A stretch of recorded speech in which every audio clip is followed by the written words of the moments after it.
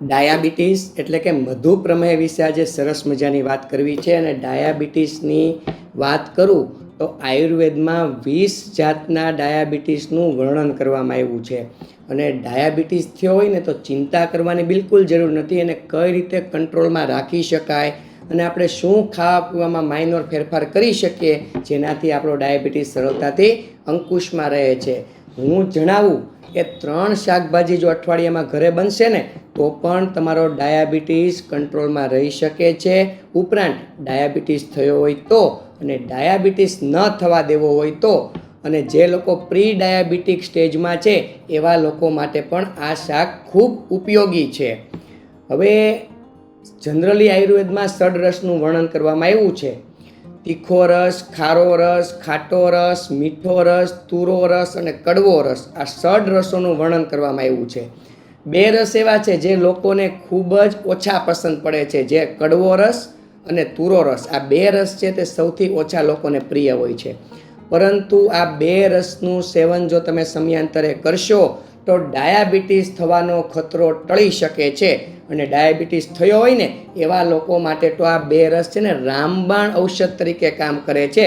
એટલે તમારું insulin level છે એ વધારે છે. રક્ત શર્કરાનું આ કડવો રસ અને તુરો રસ પાચન કરે છે અને ડાયાબિટીસને કંટ્રોલમાં રાખે છે. હવે આપણે જે 3 શાકભાજીની વાત કરી એ પૈકીનું પ્રથમ શાક છે એનું નામ છે કારેલાનું શાક. હવે મોટાભાગના લોકો જાણે છે કે કડવા કારેલાનું શાક ખાવાથી ડાયાબિટીસ અંકુશમાં રહે છે. આ વાત સત્ય છે, પરંતુ શેને કારણે અંકુશમાં રહે છે એ જાણવું ખૂબ જરૂરી છે. એમાં છે ને પોલીપેપ્ટાઇડ પી નામનું હોર્મોન્સ છે, જે કાર્ય શું કરે છે કે એ ભોજનમાંથી જે ગ્લુકોઝનું અવશોષણ થવાનું હોય એની પ્રક્રિયાને ધીમી પાડે. એટલે આપણા શરીરમાં જે રક્ત શર્કરાનું જે વધારો થવાનો હોય એમાં તમને બ્રેક લાગે એટલે ડાયાબિટીસ છે તે કંટ્રોલમાં રહે છે અને ડાયાબિટીસ થવાનો ખતરો ટળી શકે છે. હવે જનરલી ભોજનમાંથી આપણને અનેક પોષક તત્વો મળતા હોય છે, એનું એબ્ઝોર્બ થતું હોય છે. એમાં કાર્બોહાઈડ્રેટ છે, ગ્લુકોઝ છે, અન્ય વિટામિન્સ છે, આ બધું છે.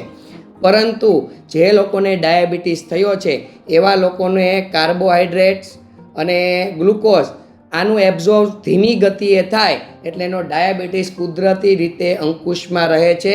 જે કાર્ય કયો દ્રવ્ય કરે છે તો એ કાર્ય કરે છે કારેલા, કે કારેલાનું શાક, કે કારેલાનું સૂપ, કે કારેલાનું જ્યુસ. કારેલામાંથી બનતી કોઈ પણ વાનગી તમે લેશો એટલે તમને એક તો કડવો સ્વાદ મળી જશે, રક્ત શર્કરાનું પાચન થશે. ઉપરાંત ખોરાકમાંથી જે કાર્બોહાઈડ્રેટ અને ગ્લુકોઝનું એબ્ઝોર્બ થવાનું છે એ પ્રક્રિયા ધીમી થાય એટલે તમારો ડાયાબિટીસ કંટ્રોલમાં રહે છે. તમે ડાયાબિટીસનું ચૂર્ણ પણ લઈ શકો છો. એને સેવન કઈ રીતે કરી શકો તો સવારે અને સાંજે જમ્યા પછી અડધી ચમચીનું સેવન કરી શકાય છે. તો આ વાત થઈ પ્રથમ કારેલાના શાક વિશે અને કારેલા શાકભાજી વિશે. બીજા નંબરે કોઈ દ્રવ્યની હું વાત કરવા માગું તો મેથી દાણા છે. હવે મેથી દાણા છે ને એ ડાયાબિટીસને પણ અંકુશમાં રાખે છે અને બીજું કે શરીરના દુખાવા છે એને પણ ઓછા કરે છે, વાયુની પ્રક્રિયાને પણ શાંત કરે છે અને તમારા પાચન તંત્રને પણ મજબૂત રાખે છે અને તમારી કબજિયાતની સમસ્યાને પણ તે મટાડવામાં સક્ષમ છે. પરંતુ મેથી દાણા છે તે વર્ક શું આપણા શરીરમાં કરે કે જેને કારણે આપણો ડાયાબિટીસ છે તે કુદરતી રીતે અંકુશમાં રહે છે અને ડાયાબિટીસ કંટ્રોલમાં રહે છે. એક પ્રક્રિયા થાય છે ગ્લાયકોનિયોજેનેસિસ. એમાં આપણું લીવર છે ને તે ગ્લુકોઝ બનાવે છે. હવે આ મેથી દાણાનું શાક કે મેથી દાણાનું કોઈને કોઈ રીતે તમે એનું સેવન કરશો એટલે આપણા ભોજનમાં જે કાર્બોહાઈડ્રેટ રહેલું છે કે જે ગ્લુકોઝ રહેલું છે એનું એબ્ઝોર્બ જે આપણું શરીર કરવાનું હોય એ પ્રક્રિયાને આ મેથી દાણા ધીમી પાડે. આ પ્રક્રિયાને ધીમી પાડે એટલે આપણને કાર્બોહાઈડ્રેટ અને ગ્લુકોઝ માપસર પ્રમાણસર મળ્યા. પરિણામે આપણો ડાયાબિટીસ કંટ્રોલમાં રહે છે અને આ મેથી દાણા છે તે રક્ત શર્કરાનું પાચન કરે એટલે ડાયાબિટીસ થવાનો ખતરો ટળી શકે છે. એટલે મેથી દાણાનું સેવન કરવું જ જોઈએ. મેથી દાણાનું સેવન અનેક રીતે કરી શકાય. જેમ કે મેથી દાણા છે તે અડધી ચમચી લઈ શકાય. મેથીનું ચૂર્ણ સવાર સાંજ અડધી ચમચી લઈ શકાય. પછી સાંજે 1 ગ્લાસ પાણીમાં 1 ચમચી મેથી દાણા પલાળી સવારે પાણી પી જવાનું, મેથી ચાવીને ખાઈ જવાની. આ રીતે પણ એનું સેવન કરી શકાય છે. અને ડાયાબિટીસના જે ચૂર્ણ બનતા હોય, ગોળીઓ બનતી હોય, એમાં ક્યાંક ને ક્યાંક કારેલાનો પણ પ્રયોગ થયો હોય અને મેથી દાણાનો પણ પ્રયોગ થયો હોય. એટલે આપણને મેથી દાણા પણ આપણા શરીર માટે ખૂબ ઉપયોગી છે. અને પ્રી ડાયાબિટીસ સ્ટેજ જે લોકો ધરાવે છે એવા લોકો માટે પણ મેથી દાણા ખૂબ ઉપયોગી છે.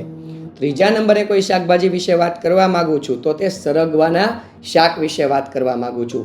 સરગવાનું શાક ખાઈ શકો, સરગવાનું સૂપ પી શકો, સરગવાના પાનનું ચૂર્ણ પણ લઈ શકો, સરગવાની શીંગનું ચૂર્ણ પણ લઈ શકો, કે કોઈને કોઈ રીતે સરગવામાંથી બનેલી વાનગી તમે લઈ શકો છો. સરગવો છે ને એ પણ રક્ત શર્કરાનું પાચન કરે છે અને સરગવો છે એ પણ ડાયાબિટીસને કંટ્રોલ કરવા માટે તમારી મદદ કરે છે.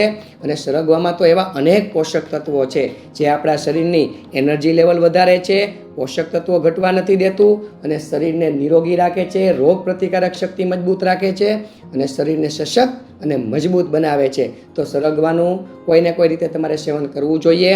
ચોથા નંબરે જે વાત કરવા માગું છું તે કોથમીર વિશે વાત કરવા માગું છું. તમે ક્યાંય ને ક્યાંય શાકમાં કે અન્ય કોઈ પણ રીતે તમે કોથમીરનું સેવન કરજો, કારણ કે કોથમીર છે તે આંખો માટે પણ હિતકારી છે, પ્લસ તમારા શરીરને નિરોગીતા આપે છે અને ડાયાબિટીસ જે લોકોને ન થવા દેવો હોય એવા લોકો માટે પણ ખૂબ ઉપયોગી છે. એટલે કોથમીર, દેશી કોથમીર તમે ચાવીને પણ ખાઈ શકો, તમે એનું જ્યુસ તરીકે પણ એનું સેવન કરી શકો અને તમે વઘારમાં પણ એને નાખી શકો. એનો કોથમીર છે એને સૂકવી નાખો અને એમાંથી જે પાવડર તૈયાર થાય એનો તમે વઘાર તરીકે પણ ઉપયોગ કરી શકો છો. ક્યાંય પણ એનો પ્રયોગ કરાય એટલે આપણને એના ગુણો મળે અને આપણે આપણા જે ડાયાબિટીસ છે એનો ખતરો આપણે ટાળી શકીએ છીએ. આ ઉપરાંત થોડીક એ પણ વાત કરવા માગું છું કે જે લોકોને ડાયાબિટીસ હોય એવા લોકોએ બજારના ઠંડા પીણા, એક્સ્ટ્રા વધારાની ગળપણ છે, શુગર છે, આ બધું લેવાનું ટાળવું જોઈએ. ખાંડ અને ગોળ એકદમ નહિવત માત્રામાં લેવા જોઈએ. કાર્બોહાઈડ્રેટ યુક્ત ભોજન એકદમ ઓછી માત્રામાં લેવું જોઈએ. અને તમારે માનસિક ટેન્શન, માનસિક ચિંતા, હતાશા, નિરાશા, સ્ટ્રેસ આ બધું લેવાનું બંધ કરી દેવું જોઈએ, કારણ કે આ બધું છે એ તમારા ડાયાબિટીસમાં ભાગ ભજવે છે, ડાયાબિટીસને વધવામાં પ્રોત્સાહન આપે છે. એટલે બને ત્યાં સુધી આ પ્રકારનું ચિંતન, મનોમંથન કરતા હોય તો સ્થગિત કરી દેવું જોઈએ.